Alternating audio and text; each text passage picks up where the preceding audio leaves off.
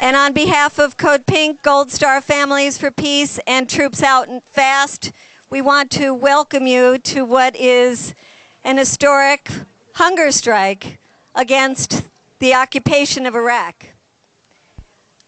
We're going to break bread together, we're going to have our last meal together, and then at midnight tonight we will start the fast.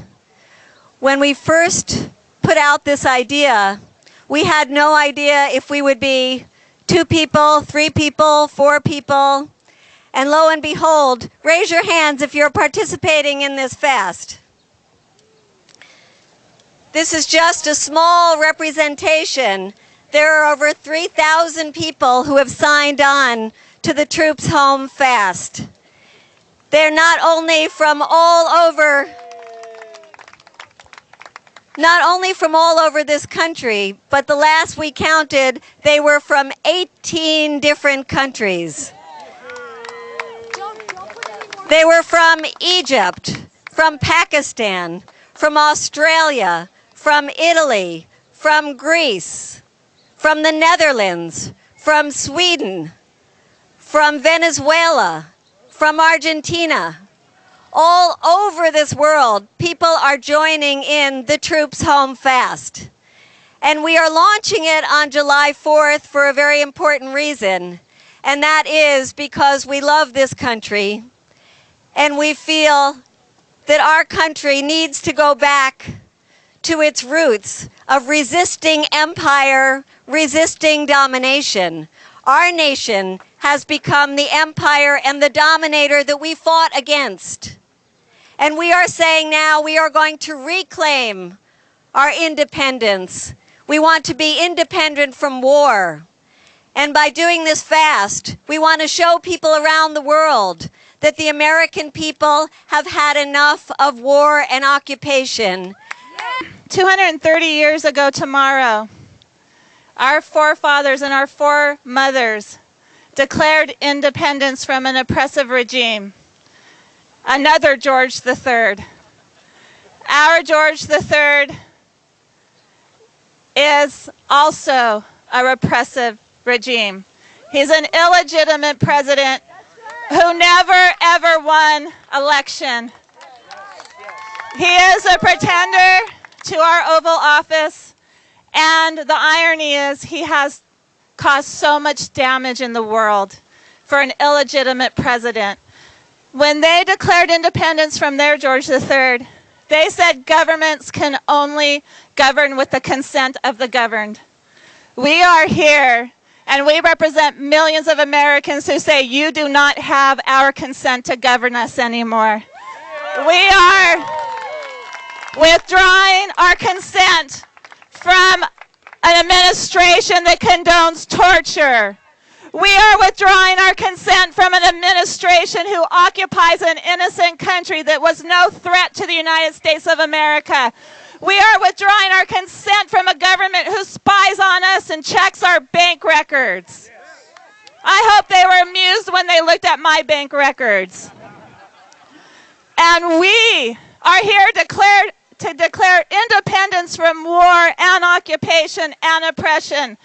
And we are standing in solidarity with our brothers and sisters, American coalition and Iraqis who don't have enough clean water to drink, who don't have enough food to eat, who can get killed when they go to the marketplace to shop for their family, who can get raped by our soldiers just living, whose families can be killed.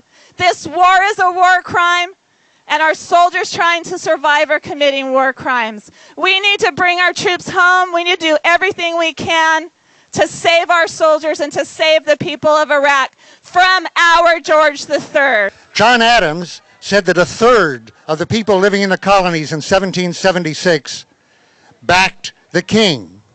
They were called Tories. They were against the revolution. Another third was indifferent, and 1/3 backed the revolution. In New York region, he said as many as half preferred to live under a king. They were comfortable living in a liberal, democratic, relatively speaking, empire, a rich empire, the mightiest empire.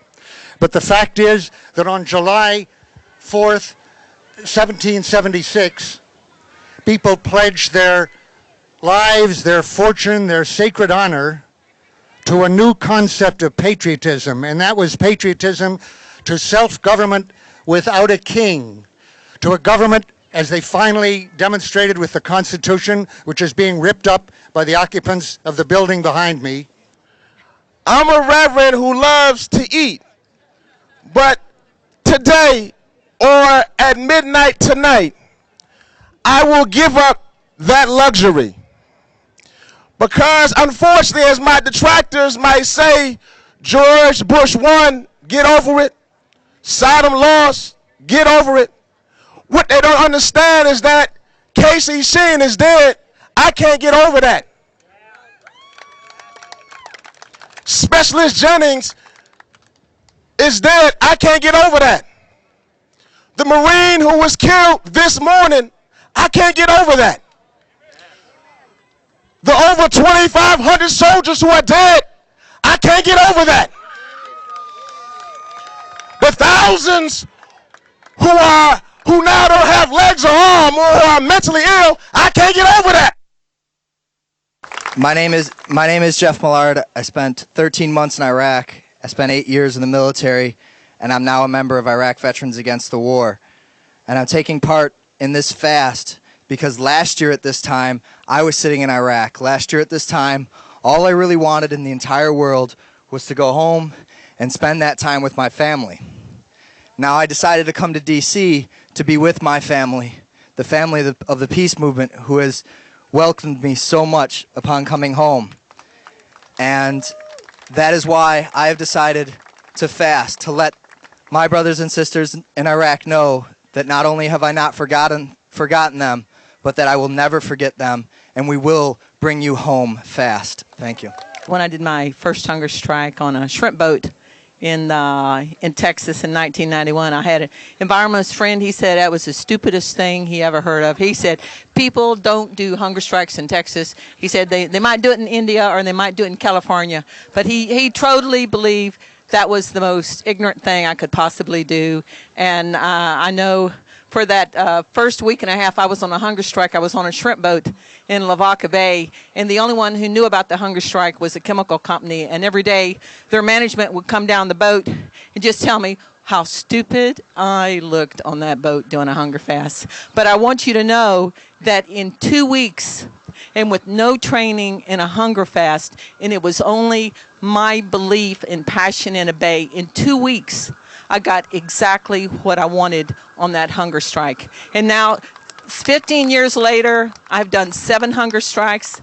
This will be my 8th one, and I feel like I'm 58 years old now, and I feel like everything has led up to this moment, and I will take this one as far as it will go, because I believe our country is in a crisis, and I believe the only way we become peacemakers if we take peace as serious as those who go after war, and we have to put our life on the line, and I'm willing to do that.